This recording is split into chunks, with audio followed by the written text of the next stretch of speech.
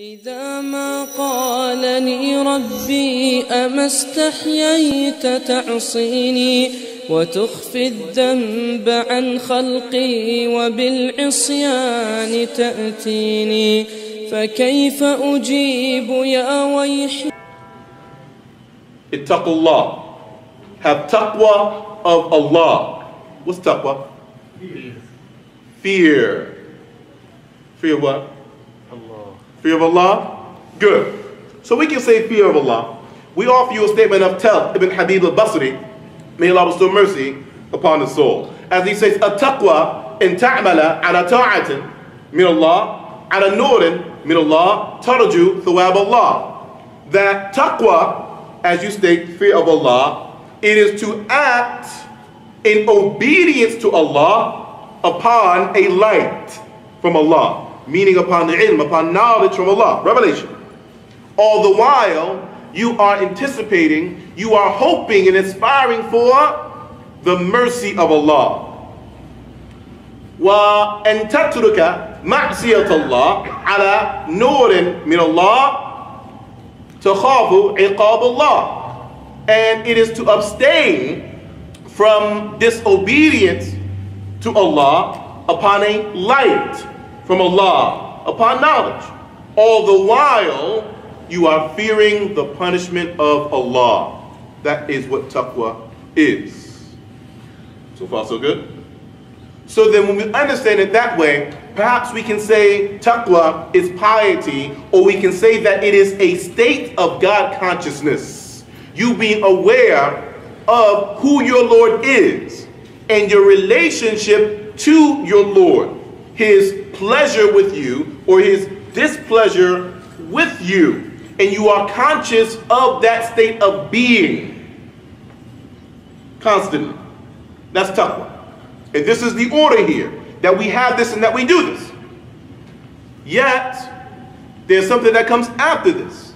If this was the only order, perhaps there would have been hope.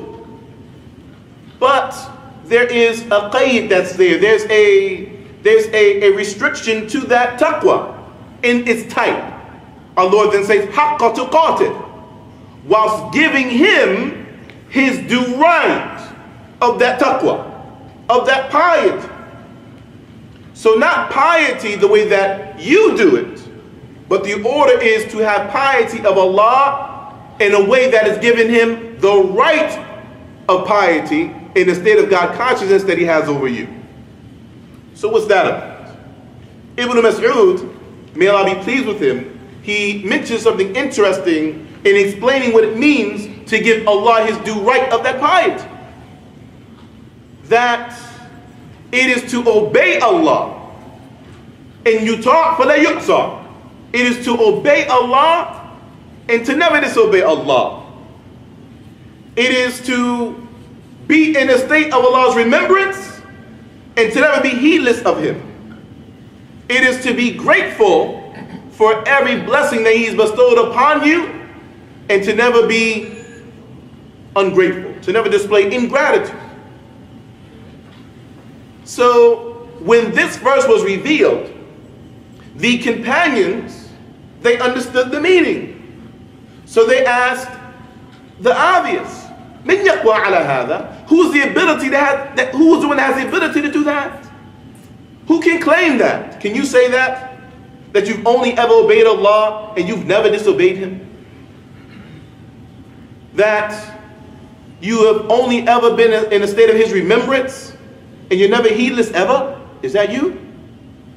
For every blessing that he has granted you, you have illustrated gratitude, meaning you have utilized that blessing to increase in obedience to him. And you've never utilized the blessing that he has granted you, and everything that you have is a blessing from Allah. You've never utilized one of his blessings to disobey him. Who is that person? So it is only by Allah's mercy that he then revealed the verse in Surah At-Taghabun. فَاتَّقُوا اللَّهَ مَا اسْتَطَعْتُمْ. Have piety of Allah in accordance with the extent of your ability. Your ability. قالني ربي أما استحييت تعصيني وتخفي الذنب عن خلقي وبالعصيان تأتيني فكيف أجيب يا ويحي